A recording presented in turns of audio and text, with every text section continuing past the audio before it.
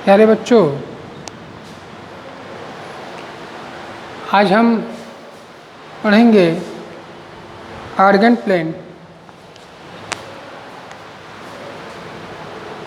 Argon plane एवं ध्रुवी निरूपण। कैसे इसका ध्रुवी रूप में निरूपण किया जाता है, कैसे इसको निरूपित करते हैं।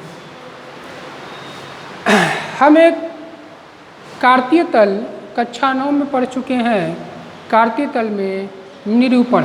कार्तीय तल में निरूपण का मतलब, अगर 2,6 को प्रदर्शित करना है, 2,6 को XY तल 2 डायमेंशन में आपको प्रदर्शित करना है, तो इसको आलेख खींचेंगे। यहाँ पे ये X है और ये Y, ठीक है।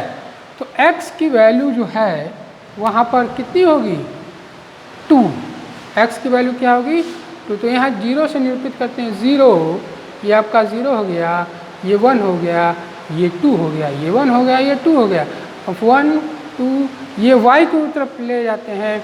1 2 3 4 5 6, और जहाँ पर ये काटती है 2 और ये यहाँ पर, तो ये यहाँ पे इसका बिंदु हो जाता है। तो यहाँ पे जो संनिरूपण होता है 2 6, इस पॉइंट पर निरूपण होगा। ग्राफ पेपर हम लोगों ने खींचा है क्लास 9th में। अब ये तो हम करते थे वास्तविक संख्याओं के लिए। अब हम यही रिप्रेजेंटेशन करेंगे सम्मिश्र संख्या, कॉम्प्लेक्स नंबर के लिए। इसे कैसे निरूपित करेंगे, तो इस निरूपण को संज्ञा दिया आर्गन प्लेन। आर्गन नामक वैज्ञानिक ने इसकी खोज की और उसका नाम दिया गया आर्गन प्लेन। चलिए, कैसे होगा ये आर्गन प्लेन। एकदम हूबहू जैसे आपका कार्तीय तल में निरूपण होता है, उसी तरह इसका निरूपण होगा। Z = X + IY सम्मिश्र संख्या है, तो इसको निरूपण करते हैं X की वास्तविक संख्या। कार्तीय तल लिया, ये हो गया X और ये हो गया Y। Y आपका हो गया इमेजिनरी पार्ट, X आपका हो गया रियल पार्ट। वास्तविक संख्या हो गया X और Y हो गया इमेजिनरी पार्ट, काल्पनिक संख्या। तो यहाँ से जो X की वैल्यू है, ये X की वैल्यू हो गई और Y को इमेजिनरी। X और Y कुछ भी वैल्यू हो सकते हैं। मान लिया ये P बिंदु X Y पर निरूपित हो गया, ठीक है बच्चों। चलिए, अब यहाँ पर एक लाइन ड्रा करते हैं। ड्रा कर दिया, जैसे कि हमें 9th में हमने पढ़ा है कि 2,6 5,3 इसको निरूपित करो। 5,3 -6,5 2,9 3,4, ऐसे 4-5 संख्या दी गई। उसको आपको XY तल में निरूपित करना था और एक लाइन ड्रा होती थी, चाहे ट्रायंगल होती थी, कोई भी क्वाड्रिलेटरल फॉर्म में वो निरूपित हो जाती थी, ठीक है।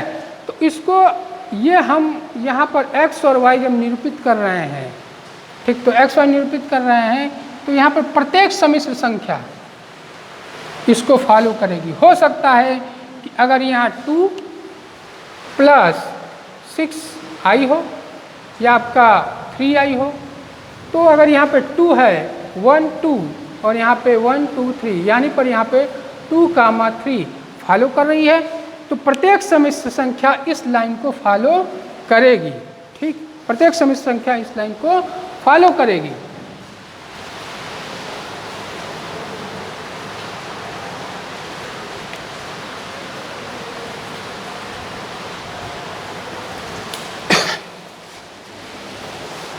तो यहाँ पे एक लाइन हमने ड्रा किया, ये PXY।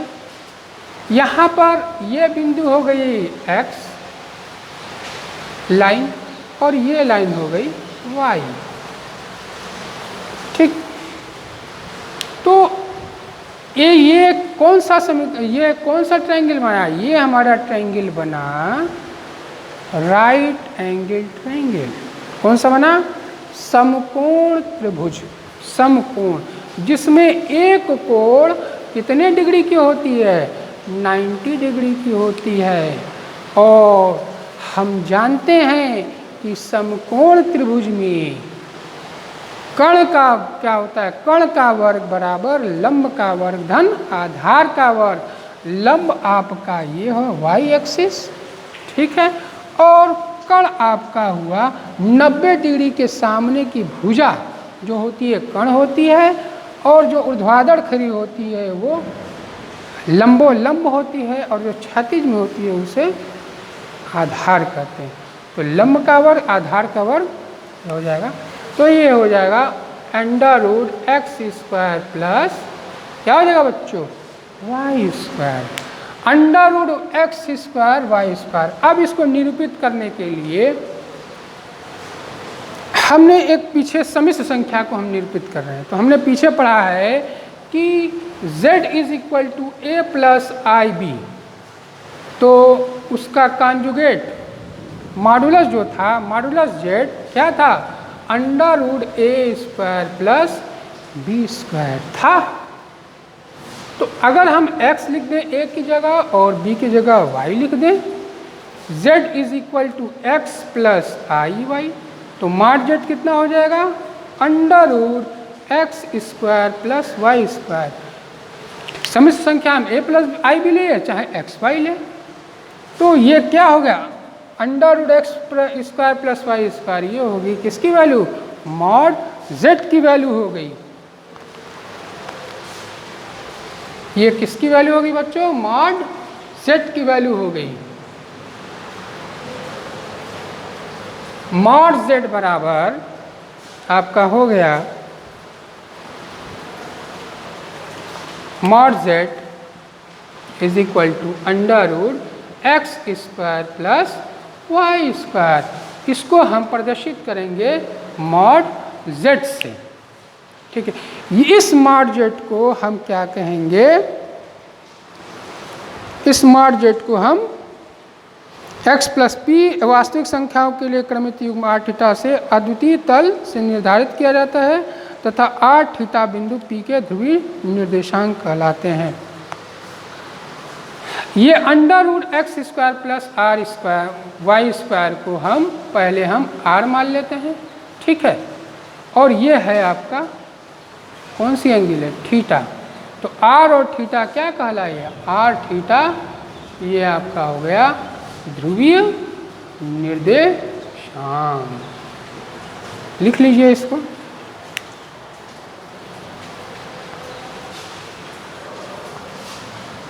P वास्तविक संख्याओं के लिए, P वास्तविक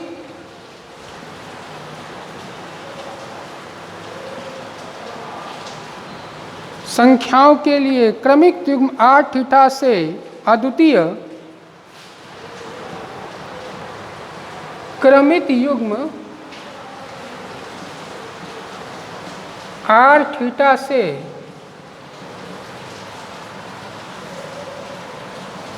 अद्वितीय रूप से निर्धारित किया जाता है, अद्वितीय रूप से निर्धारित किया जाता है। तो r थीटा क्या हो गया, r थीटा बिंदु P के ध्रुवीय निर्देशांक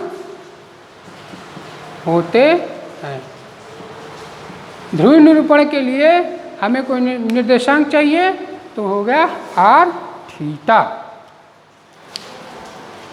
जहां पे r बराबर क्या है बच्चों, मॉड z। मॉड z का मतलब √x² प्लस r²।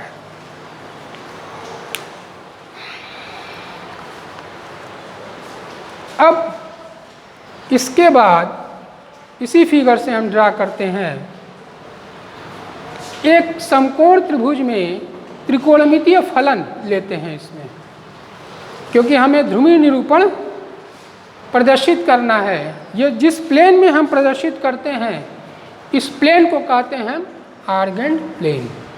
और जब इसका ध्रुवी निकालते हैं तो वो ध्रुवी निरूपण कहलाता है। जैसे आपका समकोण त्रिभुज ए बी सी में, चलिए ये आपका थीटा एंगल हो गया, तो आपका बी सी अपॉन क्या हो जाएगा, B C upon A C is equal to cos of theta. B C आपका x है, ये आपका r है, ये हो जाएगा कॉस थीटा, यानी x इज इक्वल टू आपका हो गया r cos theta.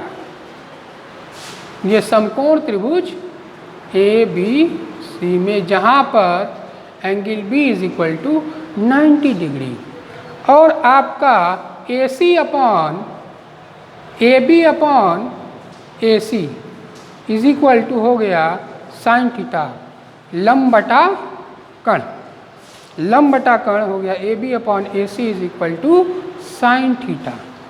A B क्या है आपका y, ए सी आपका है r, क्योंकि r इज इक्वल टू क्या है under root X square plus Y square, ये है आपका साइन थीटा, यानी y बराबर हो जाएगा r sine theta.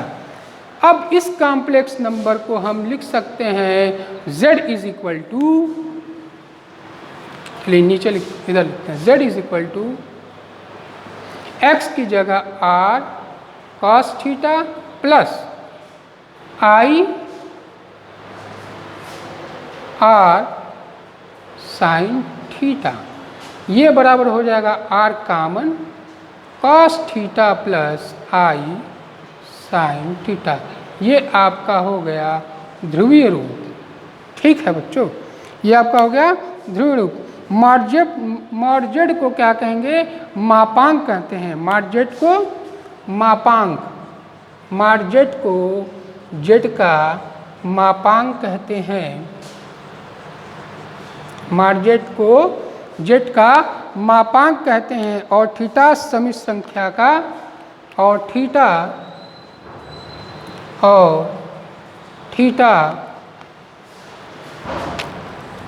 Complex number का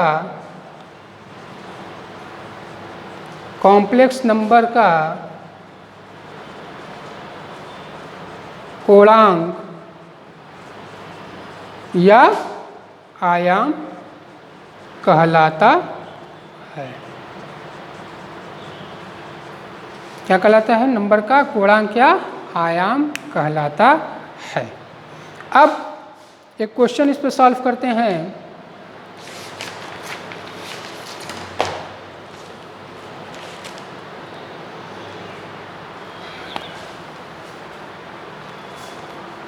क्वेश्चन सॉल्व किया, z is equal to 1 plus I under root 3 में z plus I under root 3 को ध्रुवीय रूप में निरूपित कीजिए। z बराबर 1 प्लस आई अंडर रूट 3 को ध्रुवीय रूप में निरूपित कीजिए।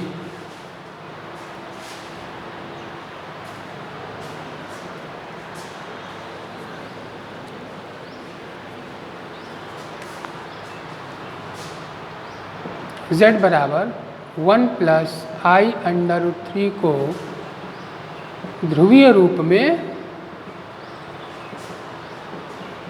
निरूपित कीजिए। तो ध्रुवीय रूप में लिखने के लिए आपको r cos theta plus r आई r sin थीटा चाहिए। तो चूंकि हमें तो ये सम्मिश्र संख्या पता है, अब r cos थीटा कैसे आएगा। r cos थीटा लाने के लिए z is equal to 1 plus I under root 3, z का मान होता है ध्रुवीय रूप में r cos theta plus I r sin theta is equal to 1 plus I under root 3। तो r का मान तो पता नहीं है, तो r cos थीटा को वास्तविक संख्या को वास्तविक संख्या से और काल्पनिक संख्या को काल्पनिक संख्या से निरूपित करते हैं, तुलना करते हैं। r cos थीटा बराबर 1 और आई आर साइन थीटा बराबर, आई हटा देते हैं, आई सही कट जाएगा, √3।